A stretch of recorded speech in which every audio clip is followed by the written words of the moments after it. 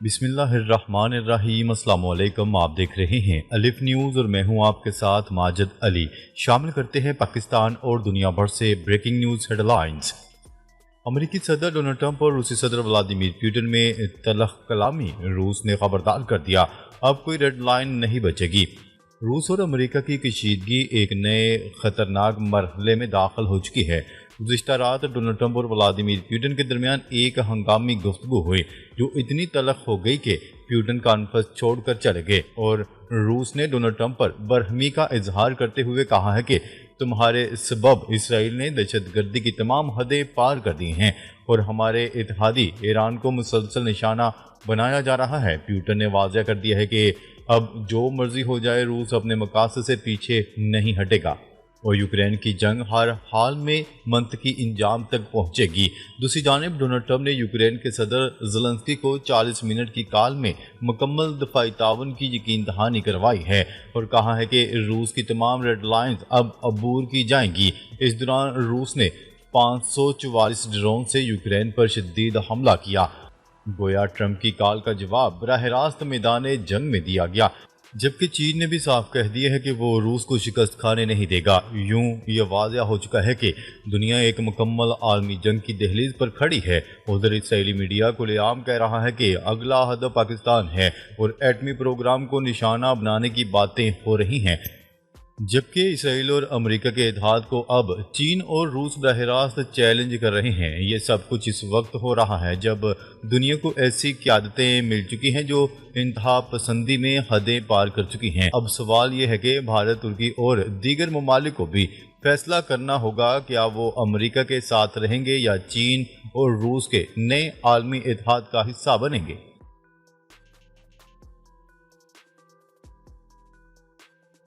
خبر کے اگلے حصے میں بات کرتے ہیں۔ روس نے خبردار کر دیا اسرائیل کسی بھی وقت ایران پر بڑا حملہ کرنے جا رہا ہے۔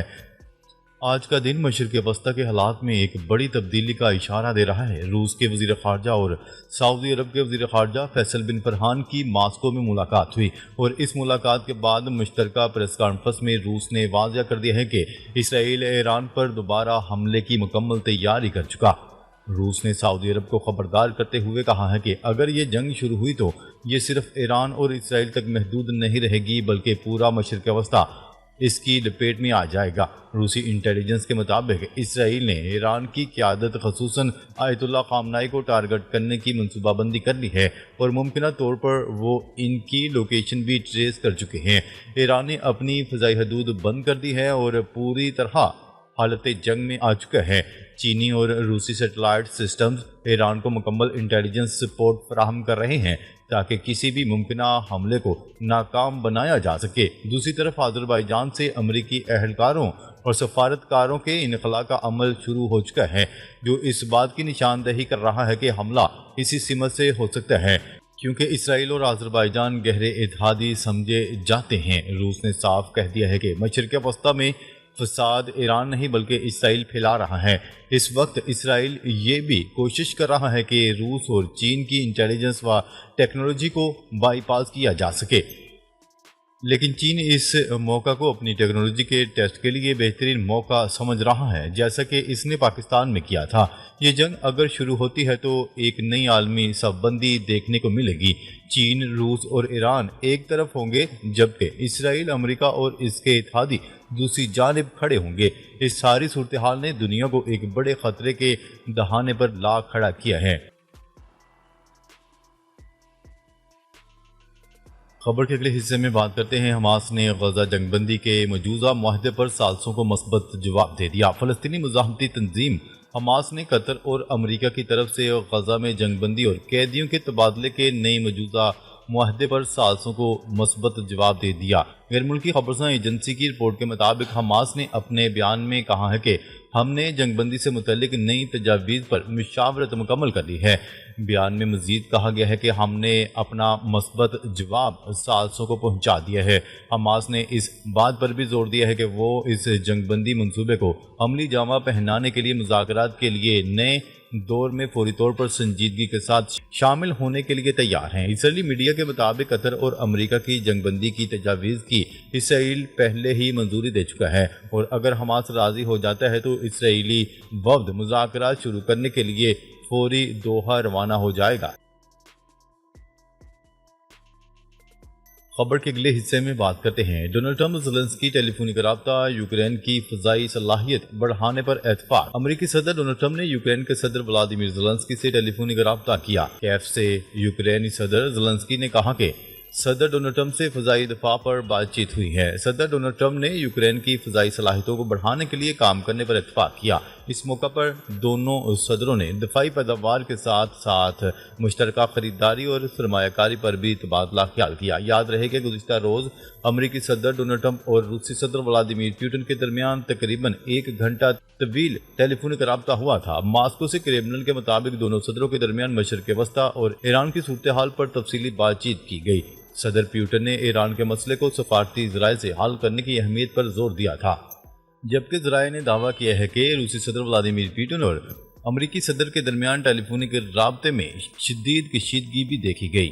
ذرائع کا کہنا ہے کہ روسی صدر ولادیمیر پوٹن کشیدگی کی وجہ سے میٹنگ ادھوری چھوڑ کر چلے گئے۔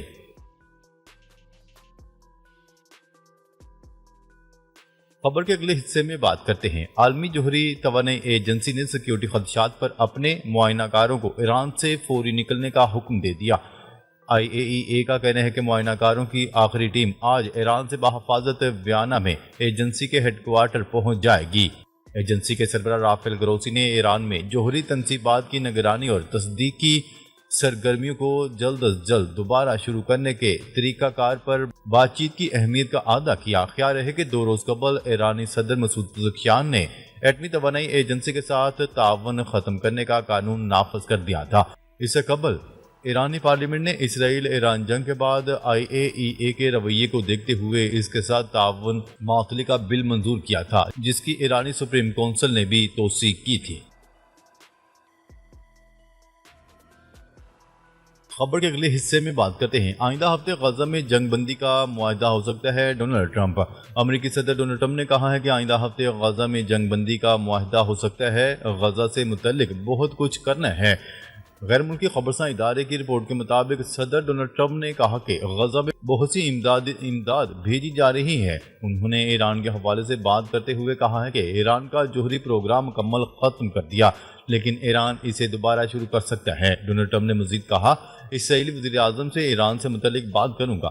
امریکی صدر نے مزید کہا کہ ایران کا جوہری پروگرام مکمل ختم کر دیا گیا ہے، تاہم ایران جوہری پروگرام کسی دوسرے مقام پر دوبارہ شروع کر سکتا ہے۔ امریکی صدر نے بتایا کہ ٹیرف معاملے پر 12 ممالک کے لیے خطوط پر دستخط کر دیے گئے ہیں، جو پیر کو ارسال کر دیے جائیں گے۔ دوسری جانب فلسطینی مزاحمتی تنظیم حماس کی جانب سے بیان میں کہا گیا ہے کہ غزہ میں جنگ بندی کے لیے فوری طور پر مذاکرات شروع کرنے کے لیے بھی تیار ہیں۔ خبر کے اگلے حصے میں بات کرتے ہیں۔ انڈیا کے خلاف پاکستان نے چینی ٹیکنالوجی کا مہارت سے استعمال کیا، بھارتی نائب آرمی چیف۔